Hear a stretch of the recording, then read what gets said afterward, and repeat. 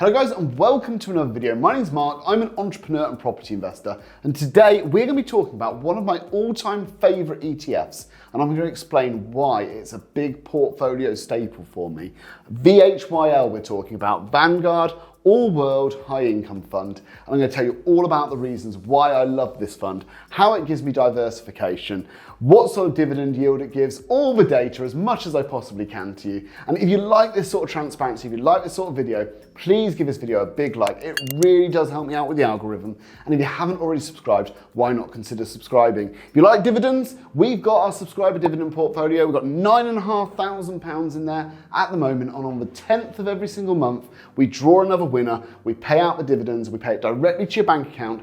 I can't think of anything more we can do to incentivize everybody to subscribe to this channel. And I believe over the next year or two, as the subscriber base grows, as that portfolio dividend grows, we're going to be giving out hundreds and then thousands of pounds every single month. And I can't wait to take you all on that journey with me. So guys, let's get into the video. Let's talk about why VHYL, the All-World High Income Fund, is one of my favorites and why it has such a large proportion of my portfolio allocated to it. Now, first of all, it's important to understand my philosophy when it comes to investing, the reason, the way I think and feel, because investing isn't just about the numbers. The numbers are one part of it, okay?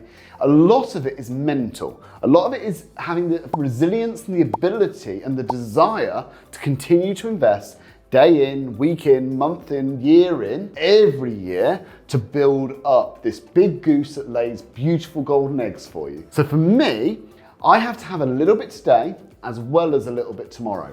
And that's why an all-world high income fund really suits my style of investing. Now, obviously I have property. I've got £3.5 grand worth of property.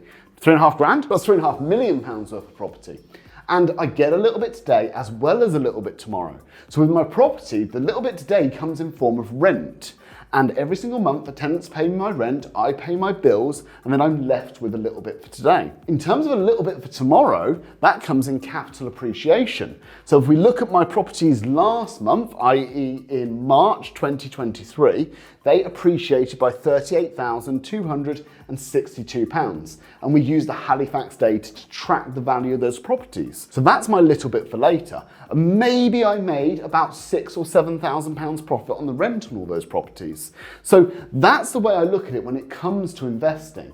Now with stocks, I have a smaller allocation of money to stocks. I still have six figures, but I have a smaller allocation, but I feel the same. I feel that I want a little bit for today, which comes instead of in rent, in form of a dividend, and a little bit tomorrow, which instead of capital appreciation on the property, is capital appreciation on the companies that are held within the ETF. This dividends out about 3.5%, which is a really respectable yield considering the breadth and depth of companies involved in it.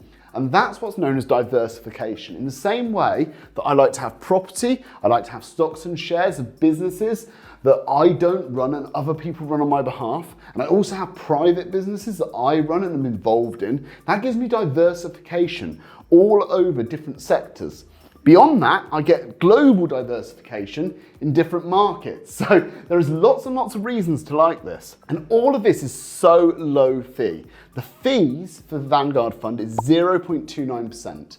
And I hold them on Hargreaves Lansdown. My platform fee is £45 a year, regardless of how much I hold, because once you get past £10,000, I think it is, everything beyond that in shares, which this would be a share, it would be a publicly listed share, then it's all free. So ultimately I'm capped at £45 a year. When it comes to this fund in particular, 3.5% dividend. If I have 100 grand in it, that's 3.5 grand every single year being paid out to me. If it's within an ISA wrapper, that's tax-free.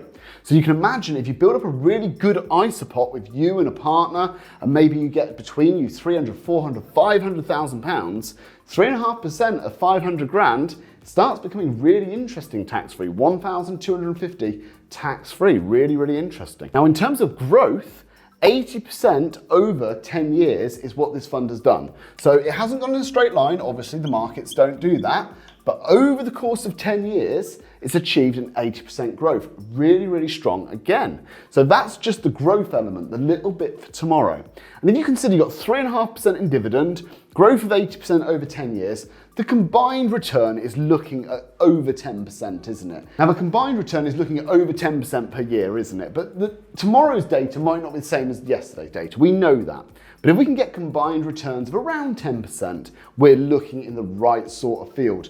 Much more than that, it's probably carrying more risk than you're aware of. Much less than that, maybe it's a little bit safe, and maybe your money could do something a little bit better somewhere else. But around the 10%, I know that's about right, especially with this level of diversification.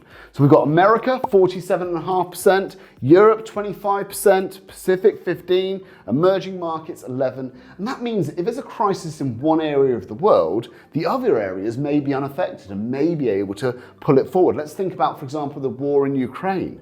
If you were all in on one country right now, be that Ukraine, be that Russia, be that any of the countries that border that conflict, you might be heavily affected. Whereas if you were in America or if you were in UK right now, UK stocks, FTSE 100, great example, record highs. We hit 8,000 for the first time.